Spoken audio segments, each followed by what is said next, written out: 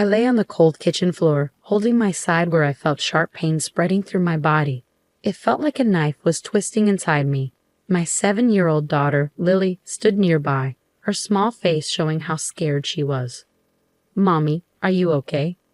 Lily's voice shook, barely louder than a whisper.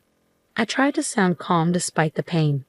"I'll be fine, honey, just a bad stomach ache," I lied, trying to hide how serious it was. Footsteps echoed through the hallway as my husband David appeared in the doorway. His face showed annoyance instead of concern. He was ready for his trip, holding his suitcase. "What's going on, Evelyn? Why are you on the floor?" David asked, sounding annoyed. "I think it's appendicitis, David. It's really bad. We need to go to the hospital," I managed to say, each word hurting me. He scoffed. "Appendicitis? You're probably overreacting. It's likely just indigestion."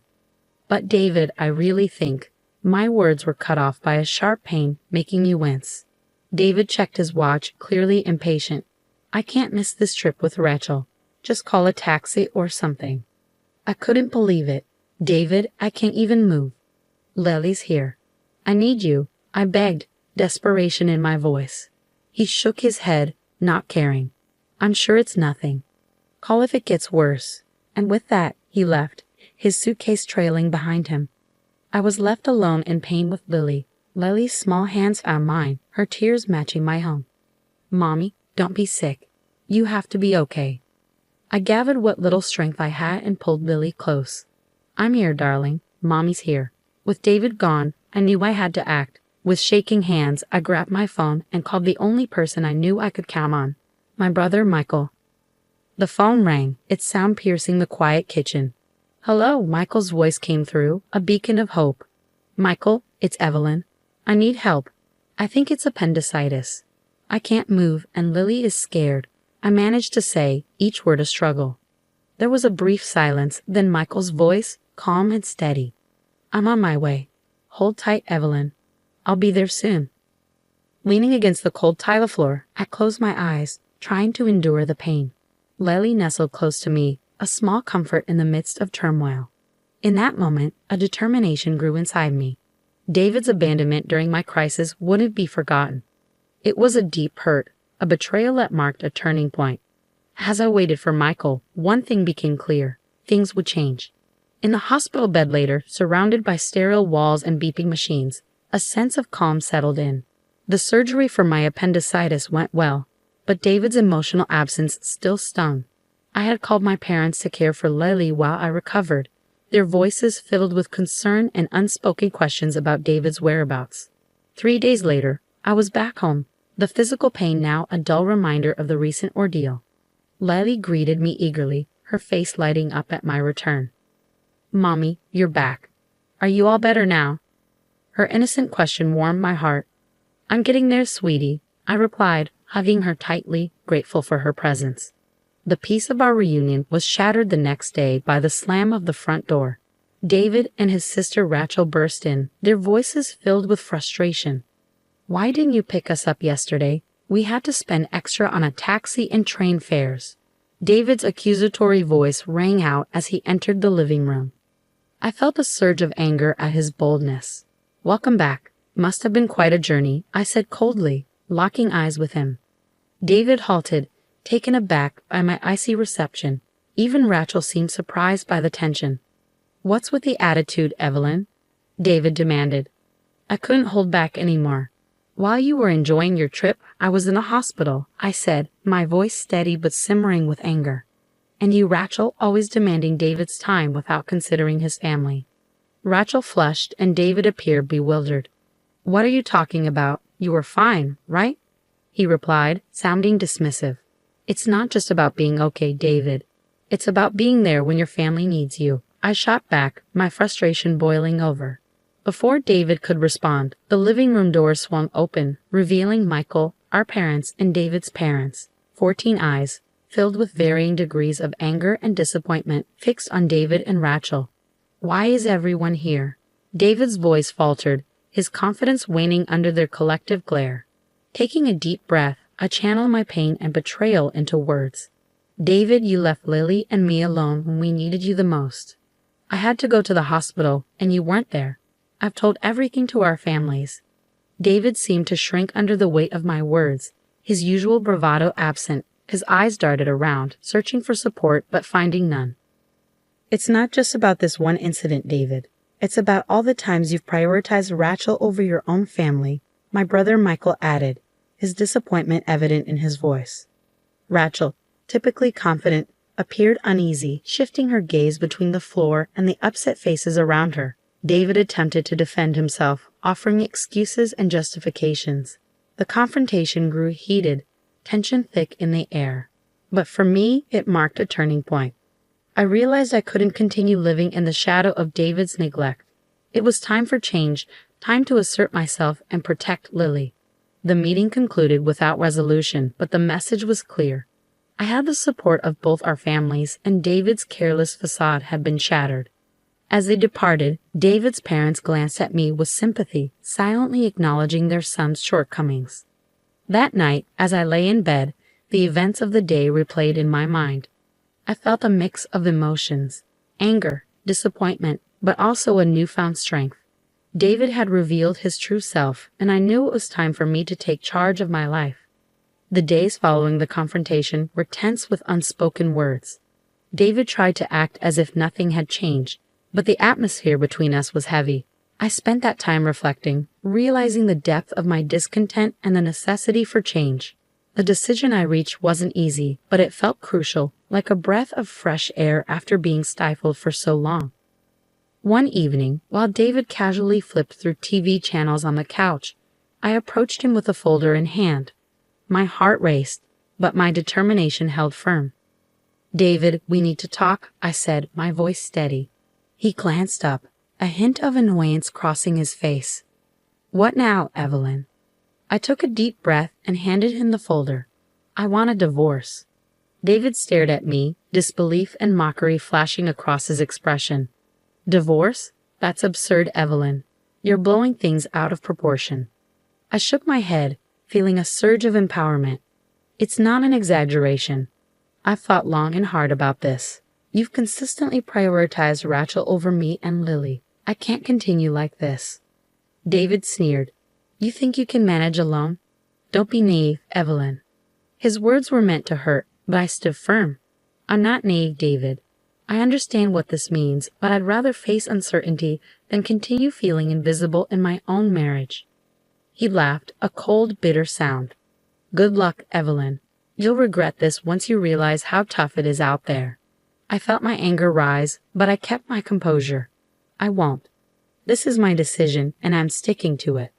For a moment, David seemed like he might argue further, but then he shrugged, a smug smirk on his face. "Fine, have it your way. But remember, I warned you." As he turned back to the TV, dismissing me once again, I felt a whirlwind of emotions. There was fear, certainly, but also a powerful sense of liberation. I was finally taking charge of my life, stepping out of the shadows. The next day, I started the legal process for divorce. It was overwhelming with all the paperwork and legal steps, but I was determined. My parents and Michael were supportive, offering help and encouragement. During this time, David's true nature became clearer. He was dismissive and uncooperative, trying to intimidate me into giving up. But I stood my ground, strengthened by my family's support and my growing sense of strength. As time went on, David's facade began to crack. The charming, confident man I married revealed himself to be selfish and manipulative, his true self exposed. The divorce proceedings were challenging, but I faced them bravely, each forward step a testament to my newfound determination. I was no longer the woman who lay on the kitchen floor, ignored and in pain. I was reclaiming my life, my dignity, and my happiness. The divorce process was exhausting, marked by David's constant attempts to undermine and demean me. In our meetings, he would sneer and make hurtful remarks about my parenting and my future without him. But instead of letting his words defeat me, they fueled my determination to break free from his toxic influence. "Enjoy your struggles, Evelyn," David taunted in one of our final meetings. "You'll soon see how good you had it with me." His arrogance infuriated me, but I remained composed. I'd rather face challenges every day than spend another moment with someone who has so little regard for his family, I replied firmly. David's smug demeanor briefly faltered, replaced by a flicker of anger. He quickly masked it with a scoff, but I could sense my words had struck a nerve. The day the divorce was finalized brought a strange mix of relief and nervousness. I was finally free from David, yet the road ahead seemed daunting. However, as I walked out of the courthouse, a wave of liberation washed over me. In the weeks following our divorce, David's life began to unravel. His neglectful behavior and our separation became the gossip of his workplace. Colleagues who had once admired him now looked at him with pity and disdain. His charming facade had crumbled, exposing the pettiness and selfishness beneath. News of our divorce spread throughout our community, largely due to my cousin, who was well connected in our neighborhood. David, who had always cared deeply about his image and reputation, found himself the subject of hushed conversations and judgmental stares. Rachel also faced criticism. Her role in our marital problems was now public knowledge, and friends and neighbors began to regard her with suspicion and disapproval. The bond she had with David, once unbreakable in her eyes, now seemed strained and uneasy. One evening, while picking up Lily from school, I overheard a heated argument between David and Rachel outside their house. Their voices dripped with blame and resentment. "It's your fault we're in this mess, Rachel," David yelled, his frustration palpable. "How dare you blame me? You're the one who couldn't hold your family together." Rachel shot back, her voice filled with anger. Their argument was a stark contrast to the united front they once presented. The discord sowed by their actions had finally come to fruition, and now they were facing the consequences. As I walked away with Lily, I felt a sense of vindication. David and Rachel were now grappling with the results of their selfish choices. It was a tough lesson, but one they had brought upon themselves.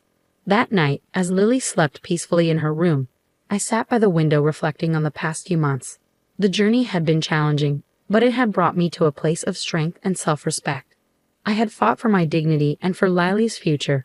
Although the future was uncertain, I felt prepared to confront it with newfound confidence. In the aftermath of the divorce, life settled into a new rhythm, one that was quieter yet more fulfilling. The weight of my unhappy marriage had lifted, replaced by a newfound sense of independence. I began rebuilding my life step by step, with Lily by my side. My first priority was finding a job. The gap in my resume from years spent focusing on motherhood was a concern, but I was determined. After several interviews, I secured a position at a small accounting firm. The firm, led by a supportive woman who valued working mothers, offered a flexible and understanding environment. It was an ideal fit for me.